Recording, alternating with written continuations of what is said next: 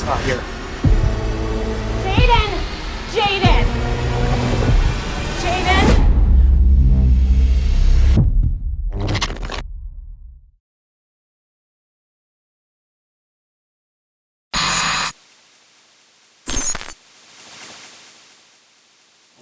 Solomon Pierce. Day 115 of my failed attempts to communicate with life among the stars. Literally the stars.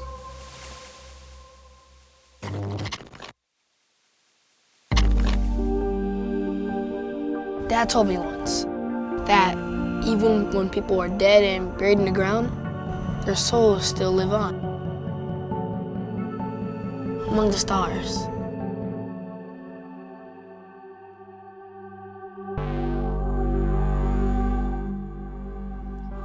You know, your dad used to sit out here every night, quiet, alone, lost in the stars. It's a Rubik's Cube. But I've never done this before. That's okay, you can do it. Mom, we have to move? I understand, baby, I do, but we cannot stay. Jaden, boy, what are you doing over here? Destiny Pierce? Can I help you? He's not here. Jaden! Jaden! I don't know if you can hear me.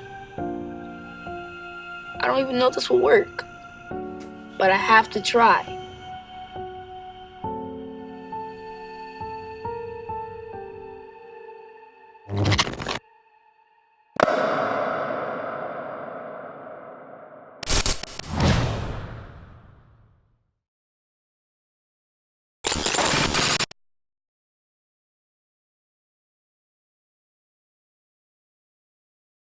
I don't have time for this today. I'm dealing with a lot of shit right now. Like what? Maybe I can help. They have all these crazy parties, and not the normal ones. The swinger ones. Sounds like my kind of party. Sometimes you gotta spice shit up. What if we had another guy to spice things up?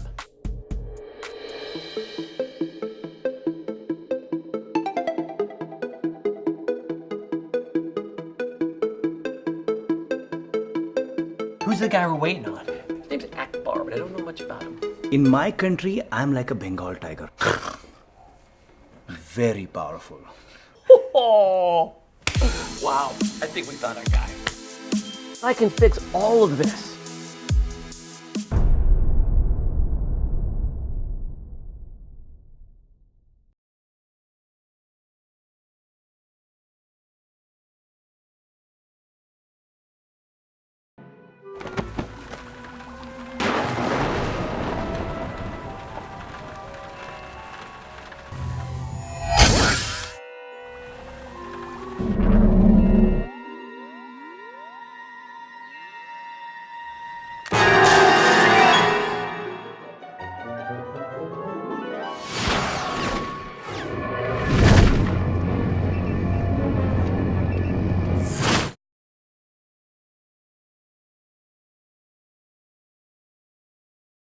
The law is intended to offer up solutions to many people's problems. 3 security guys tackled me down. The dog bit me. They didn't even think she was stealing. I try to offer up solutions that are informative, educational, and compassionate.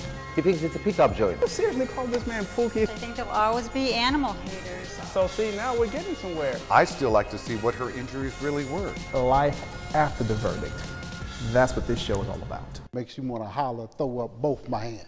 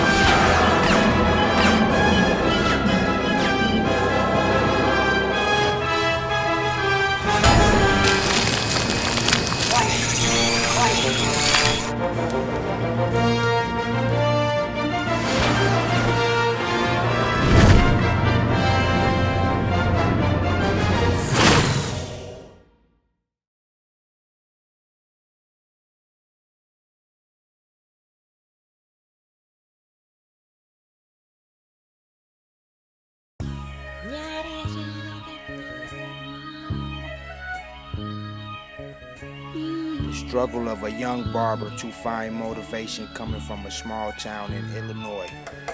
In his quest, clever clipper hand finds his way to visit 40 barbers in different cities, traveling East Coast to West Coast, where he stays to pursue his dreams in LA. One barber's dream, followed by his passion. 40 barbers, 4 major hair shows, documenting my travels to inspire.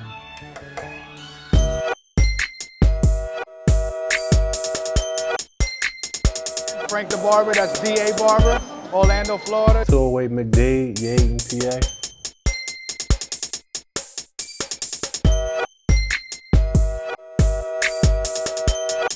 Find me here at the Spot Barbershop in Pomona, California.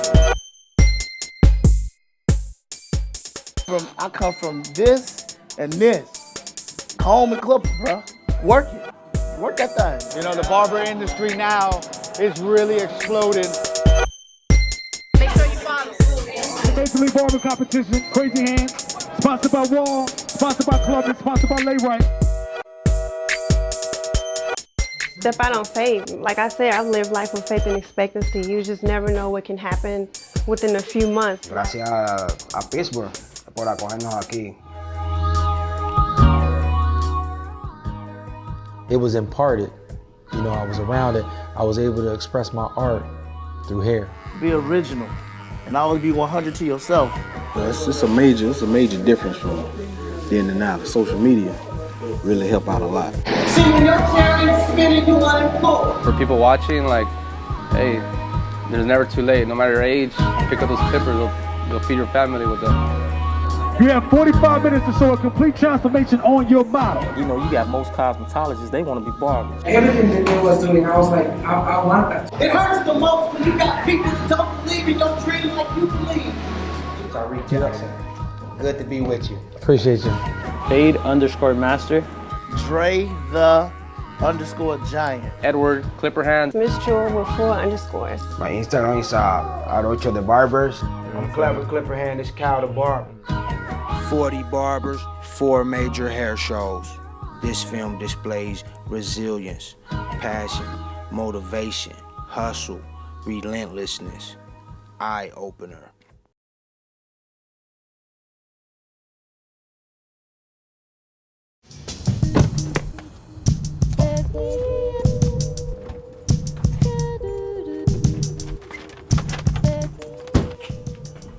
Baby, don't start something you can't finish.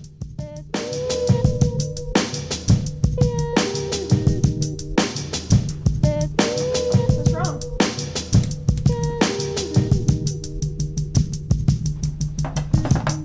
Hey! The pills, you idiot. Honey? Everything okay in there? What pills did you give me?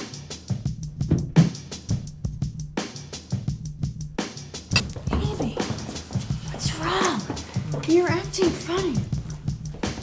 Everything okay in here? Yes. Yeah. I'm gonna go bathroom.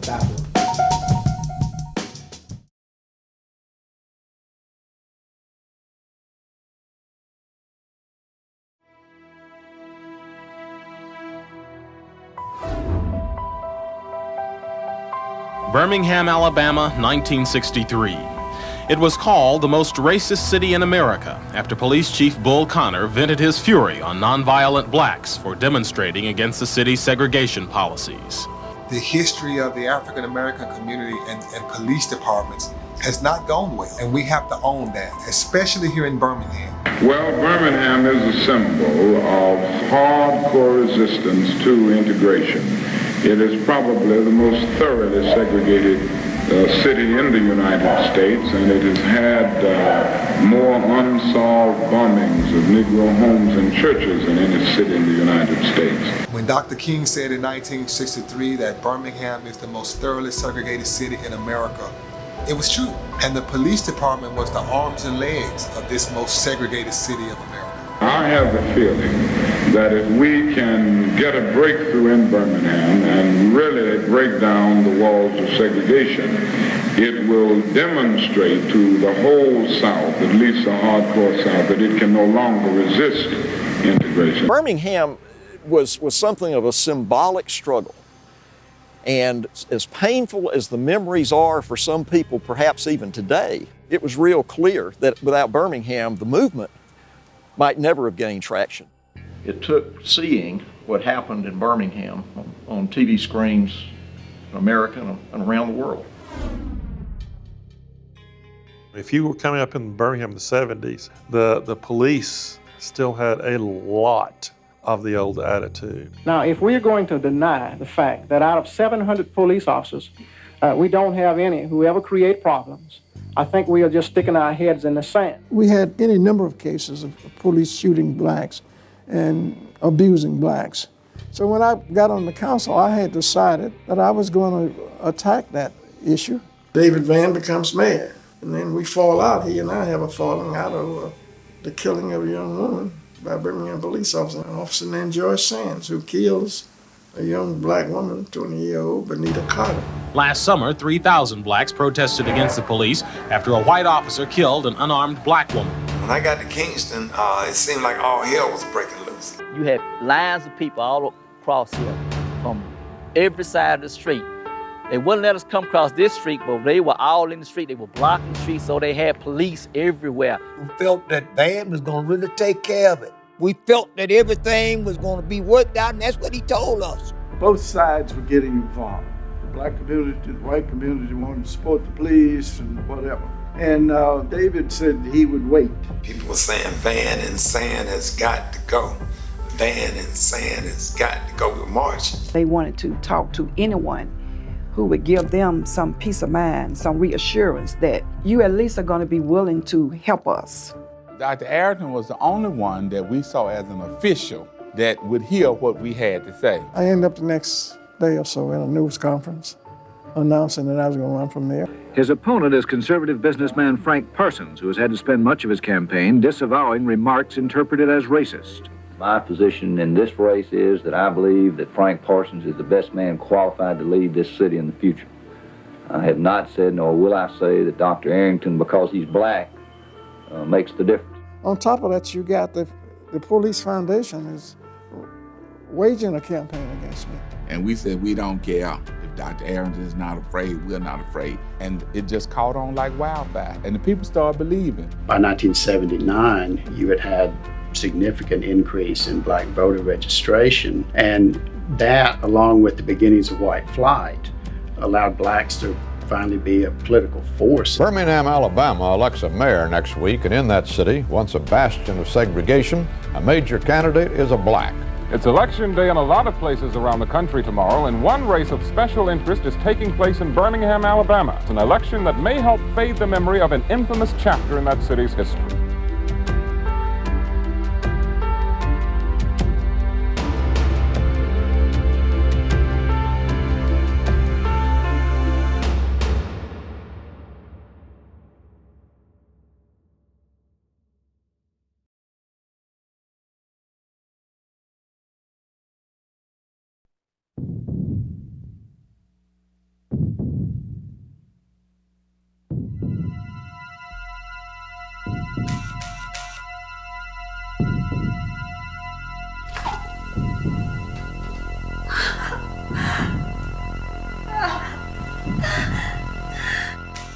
My name is Detective Randall. I'm with the LAPD.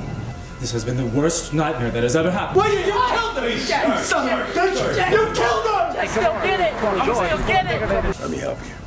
What are you looking for anyways? I don't... Sometimes the best place to start is at the beginning. My job is to come here and talk to all of you. How this could happen to her? Why? I don't want you feeding me a lot of bullshit. She was having some problems with her manager. Who told you that? We don't fight. And stop lying to me. Jesus Louise. Oh, so now you think I'm some kind of a murderer? Hello, Vinny. I'm still dead. Just sit here and drink with me. Because of you? Because of that evil monster that took my girl from me. I'm on a case. I'm working. You're the only one who can help me. Yeah. Something about that just isn't right. God damn it, I didn't do it. Come on! You left her there. Didn't you miss me? Are you flirting with me?